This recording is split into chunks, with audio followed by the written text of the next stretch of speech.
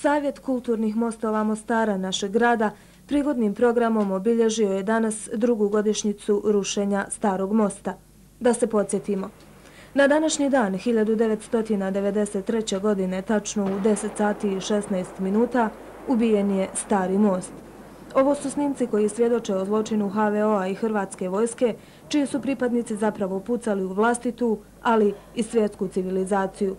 Podsjećanje na ovo vrijeme i zločine kao što je rušenje Mostarskog mosta proizilazi iz obaveze da se o zločinu ne smije šutjeti, jer šutnja je također zločin.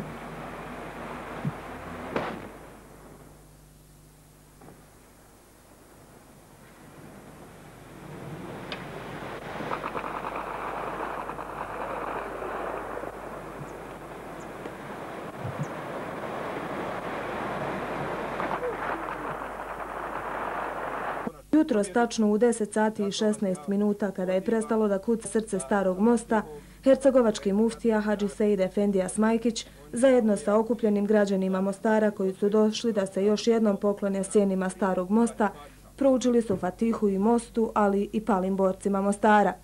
Učenje Fatihe mostu zapravo pokazuje odnos Mostaraca prema ovom biseru svjetske graditeljske vještine koji se izdvajao od svoje sabraće ostalih mostova, jer je u svojoj plemenitoj namjeni povezivanja vršio svoju misiju znatno duže od svih drugih, punih 427 godina. Fatihu Starom mostu proučili su i ronioci našeg grada kada su po prvi put potražili njegove posmrtne ostatke ispod površine rijeke Neretve. Ekskluzivno objavljujemo ovaj snimljeni materijal koji svojom snagom dovoljno govori sam za sebe. U nastavku današnjeg programa obilježavanja dvogodišnjice rušenja Starog mosta, najmlađi Mostarci su u znak pijeteta položili svježe ljiljane u valove Neretve. Potom su na platovu ispred hotela Ruža priredili izložbu dječjih crteža pod nazivom Bosna se ljubavlju brani, pogledaj na asfalt, tamo sve piše. Kraj današnjeg programa obilježen je izložbom Stari most na starim razglednicama autora Zlatka Serdarevića i promocijom drugog broja obnovljenog časopisa Most, koji je u cijelosti tematski posvećen rušenju Staroga mosta. Danas je također održan i prvi sastanak stručnog tima za obnovu i rekonstrukciju Starog grada. Ovaj tim, u kojem će djelovati stručnjaci iz oblasti zaštite i rekonstrukcije kulturno-istorijskih spomenika, djeluje pri Zavodu za zaštitu kulturno-istorijskih i prirodnih nasljeđa Mostara. Stručnjaci okupljeni na današnjem sastanku treba da odgovore šta će uraditi u prvom zahtjevu kojeg je u oblasti rekonstrukcije i obnove Starog grada pred njih postavila Evropska unija.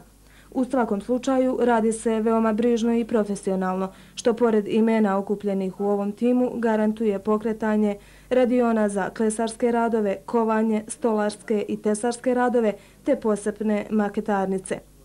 Ovakvim stručnim pristupom obnovi i rekonstrukciji takvog svjetskog bisera kao što je Mostarski Stari grad sa njegovim Starim mostom, bit će potpuno onemogućena svaka improvizacija, odnosno radovi bez adekvatnog stručnog nadzora, što je osnovni zahtjev UNESCO-a koji će posebno brinuti o ovoj svjetskoj kulturnoj baštini.